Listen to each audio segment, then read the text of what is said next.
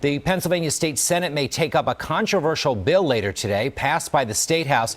It would get rid of the business closure system put in place by Governor Wolf and replace it with less restrictive federal rules. Eyewitness News reporter Trang Do has more.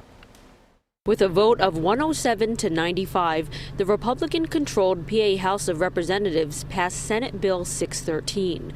The bill calls on Governor Wolf to come up with a plan to allow non-essential businesses to reopen, provided they follow CDC guidelines for operating safely. We should make a vote in favor of Senate Bill 613 for Pennsylvania's future. And we should allow Pennsylvanians to work safely. But they should work and they should be safe. Those in support of the bill argue that small businesses are in danger of closing forever if no action is taken.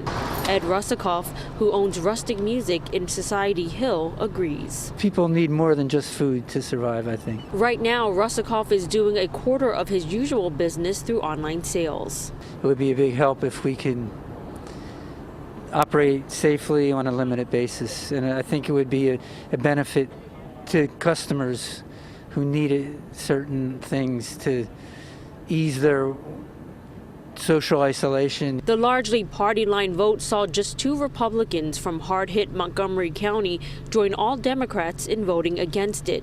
Those opposed to the bill say easing restrictions prematurely could come at a heavy cost. Medical professionals have told us that we would be putting them in jeopardy, that we would be putting their lives on the line.